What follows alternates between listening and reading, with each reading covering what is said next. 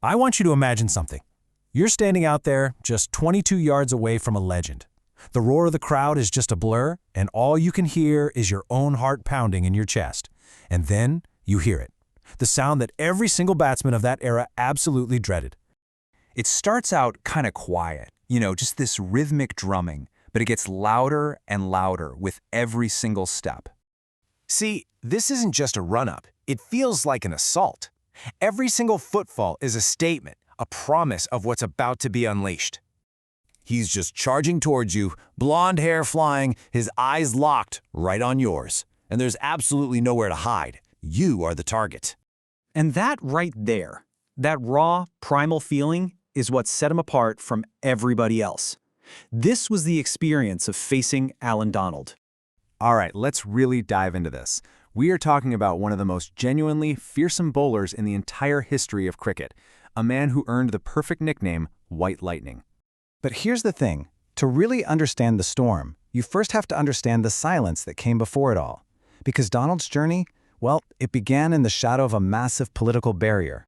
His story starts right here, in a country where cricket was everything, but a country that was completely cut off from the rest of the world.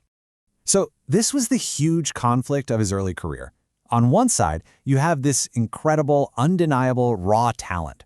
But on the other, South Africa was banned from international sports because of apartheid. So there was no global stage for him to show it off. He was this phenomenal voice with absolutely no microphone. But this is the period that really shows you his true character. Instead of just giving up, he funneled all that frustration. He trained with even more intensity. He completely dominated domestic cricket, and he just waited. That time in isolation really forged the relentless competitor he would become. And then, everything changed. The ban was lifted, and that silent storm was finally let loose on a cricket world that had no idea what was coming. I mean, this timeline really shows you the scale of it. For 21 years, an entire generation of South African talent was locked away. Then, bam! In 1991, the door just swings wide open, and Donald makes his debut almost right away. The wait was finally over, and man, was he ready. And he wasn't just another fast bowler. Not at all. He was a master of what you'd call controlled aggression. See, it's one thing to be fast, but to mix that blistering pace with the ability to put the ball exactly where you want it, ball after ball, that's what made him a complete nightmare to face. His presence on the field was something else entirely. He wasn't just playing a sport, he was in a personal battle with you.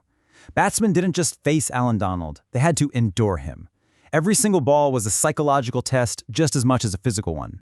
But for all his wins, for all the intimidation, his career is often remembered for one of the most dramatic and genuinely heartbreaking moments in the history of the sport. The stage was set.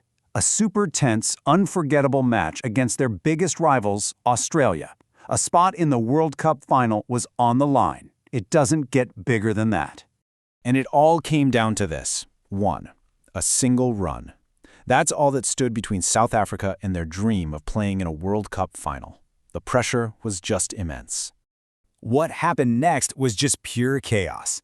A frantic call for a run, a split second of hesitation, and a disastrous miscommunication. Donald was run out, left stranded in the middle of the pitch as the Australian team went crazy around him. The dream was just over, in the most crushing way you can imagine.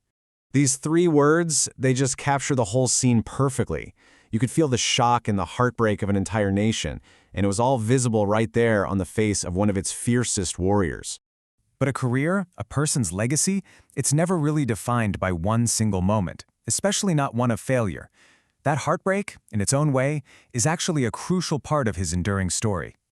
And this is really the core of it all, isn't it? Donald could have let that absolutely devastating moment define the rest of his career. But he didn't.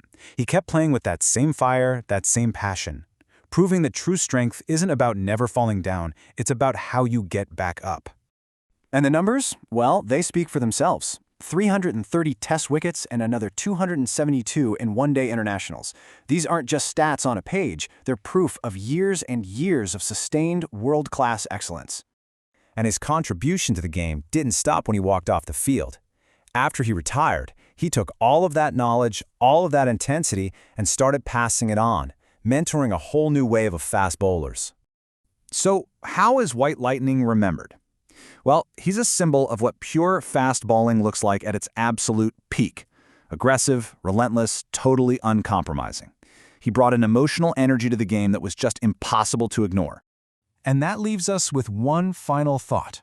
Allan Donald's story really forces us to ask what we truly value in our sports heroes. Is it all about a flawless record? Or is it about the warrior's heart that keeps on fighting, even after the most public, most painful defeat?